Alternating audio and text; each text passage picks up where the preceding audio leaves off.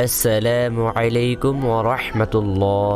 যে তিনটি আমল করলে অভাব থাকবে না, আজকে আমরা সেই আমল তিনটি সম্পর্কে আলোচনা করব ইনশাআল্লাহ।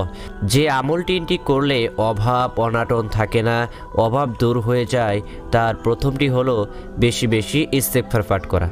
বেশি বেশি ইস্তেগফার পাঠ করলে রিজিকে বরকত হয় এবং বান্দার পাপ ক্ষমা করা হয় এবং আল্লাহর পক্ষ থেকে অভাব অনটন দূর করে দেওয়া হয়। গায়েবীভাবে আল্লাহর তরফ থেকে ইস্তেগফার পাঠকারীকে অগণিত রিজিক প্রদান করা হয়। সংক্ষিপ্ত তিনটি ইস্তেগফার অর্থ সহকারে এখানে উল্লেখ করা হলো। এক নাম্বার হচ্ছে আস্তাগফিরুল্লাহ, এর অর্থ হচ্ছে আমি আল্লাহর কাছে ক্ষমা প্রার্থনা করছি। দুই নাম্বার ইস্তেগফার হচ্ছে আস্তাগফিরুল্লাহ ওয়া আতুবু ইলাই, এর অর্থ হচ্ছে আমি আল্লাহর ক্ষমা প্রার্থনা করছি এবং তার দিকেই ফিরে আসছি।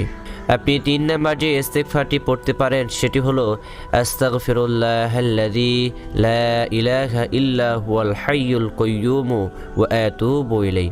এই ইস্তেগফারের অর্থ হচ্ছে আমি ওই আল্লাহর কাছে ক্ষমা চাই যিনি ছাড়া প্রকৃতপক্ষে কোনো মাবুদ নেই, তিনি চিরঞ্জীব চিরস্থায়ী এবং তার কাছেই তওবা করে ফিরে আসছি।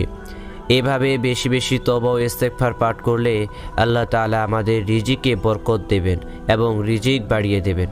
সুপ্রিয় দর্শক শ্রোতা, দ্বিতীয় যে আমলটি করলে অভাব থাকে না, রিজিকে বরকত লাভ হয়, সেটি হলো আত্মীয়তার সম্পর্ক বজায় রাখা। আত্মীয়তার সম্পর্ক বজায় রাখলে রিজিকে বরকত হয়, রিজিক বেড়ে যায়। হযরত আনাস বিন মালিক রাদিয়াল্লাহু তাআলা আনহু হতে বর্ণিত, তিনি বলেন, আমি শুনেছি রাসূল সাল্লাল্লাহু আলাইহি ওয়াসাল্লাম বলেছেন, যে ব্যক্তি পছন্দ করে যে তার জীবিকা বৃদ্ধি হোক অথবা তার মৃত্যুর পরে সুনাম থাকুক, সে যেন আত্মীয়তার সম্পর্ক বজায় রাখে। সহিহ বুখারী শরীফের হাদিস। তিন নম্বর আমলটি হচ্ছে যে আমলটি করলে অভাব থাকবে না বা রিজিকে বরকত লাভ হবে, তা হলো দোয়া করা। দোয়ার বদৌলতে ভাগ্যের পরিবর্তন হয়। রিজিকের একমাত্র মালিক হচ্ছেন মহান আল্লাহ তাআলা। সুতরাং মহান আল্লাহ তাআলার কাছ থেকেই রিজিকের প্রাচুর্যতা চেয়ে নিতে হবে। প্রিয় নবীজি সাল্লাল্লাহু আলাইহি ওয়াসাল্লাম তার উম্মতকে অভাবমুক্ত থাকতে আল্লাহর কাছে দোয়া করার বিশেষ আবেদন শিখিয়েছেন, যাতে তার উম্মত অভাবের কারণে কুফরির দিকে চলে না যায়।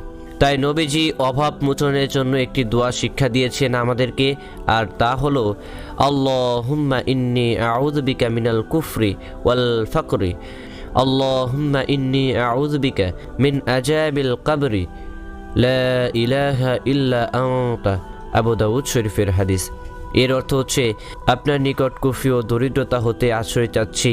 হি আল্লাহ, আমি কবরের আযাব থেকে আপনার কাছে আশ্রয় চাচ্ছি, আপনি ছাড়া অন্য কোনো ইলাহ নেই। আল্লাহ তাআলা আমাদের এই আমল তিনটি করার তৌফিক দান করুন এবং আমাদের অভাব অনটন দূর করে দিক। সকলে বলেন আমিন।